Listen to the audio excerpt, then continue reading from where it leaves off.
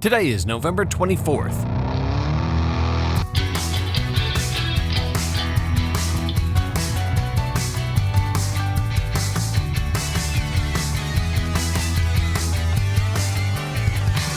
It's the 329th day of the year, and this is the On This Day podcast.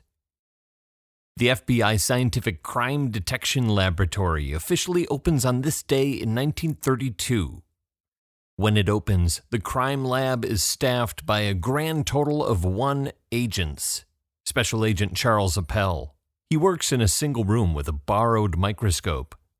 It's not much more than a public relations gimmick when it opens. It's a number of years before the lab obtains the proper resources to do any significant work beyond creating the appearance of doing significant work. These days, the FBI Crime Lab is a state-of-the-art facility in Quantico, Virginia, staffed by scientific experts and special agents who use science and technology to protect the nation and support law enforcement, intelligence, military, and forensic science partners.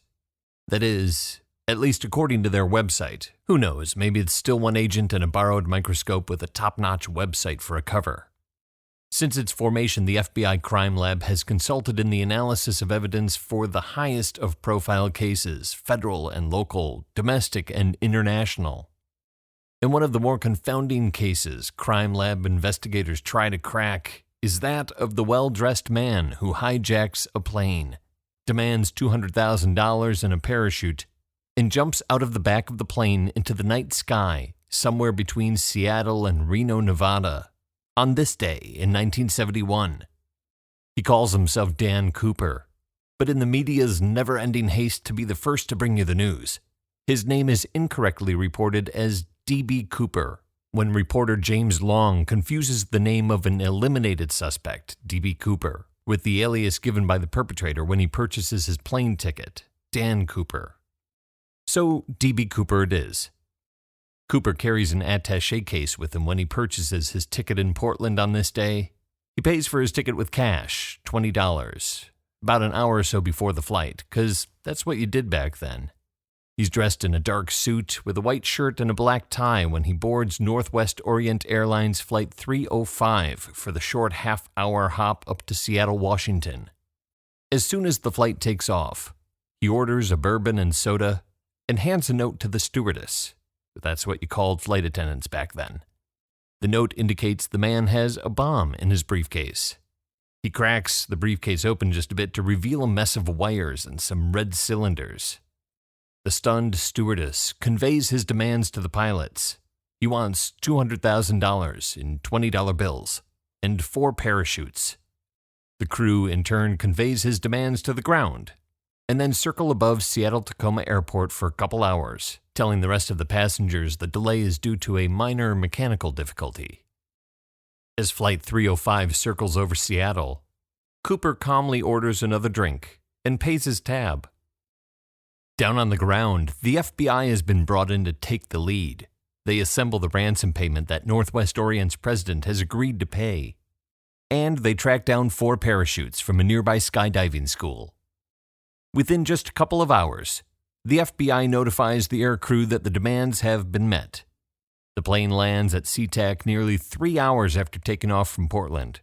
And while the plane refuels on an isolated, well-lit section of tarmac, a Northwest Orient operations manager brings the cash and shoots out to the plane. Once he confirms his haul, Cooper lets the passengers leave the plane, and then instructs the pilots to set a course for Mexico City, and to fly low and slow. They inform him that even on a full tank, they have a limited range, and it's decided that they'll refuel in Reno, Nevada before heading on to Mexico. The plane departs Seattle around 7:40 in the evening on this day, with only Cooper and the flight crew on board. Once airborne, Cooper instructs the crew not to come out of the cockpit. 20 minutes into the flight to Reno, Cooper opens the aft air stair, the built-in staircase that lowers down below the tail of the plane, and jumps.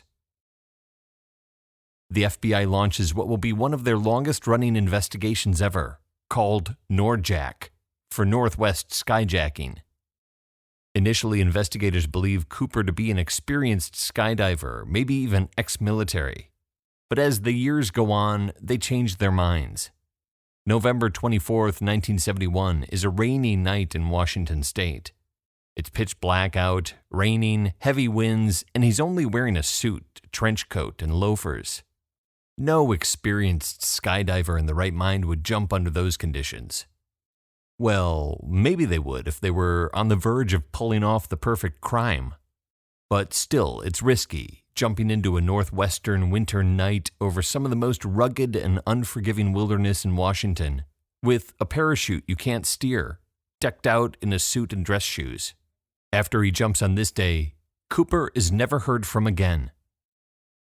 Over the 45 years the FBI investigates, there are a number of suspects, some strong, some not so strong, and a lot of people think he simply doesn't survive the jump on this day.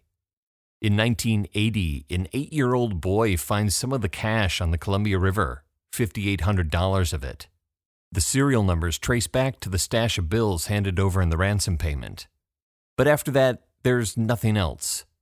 There are no signs, no significant clues, no hints as to who he is, or what happens to him after Flight 305 takes to the air again, heading for Reno. The man who calls himself Dan Cooper, and whom the press dubs D.B. Cooper, quietly takes off his clip-on tie and his mother-of-pearl tie clip, cuts 2 shroud lines from one of the parachutes which he uses to secure the knapsack full of cash to his waist, and pulls on one of the other parachutes. At 8:30 in the evening on this day in 1971, D.B. Cooper climbs down the aft stairs of the 727, jumps out into the inky black night, and disappears.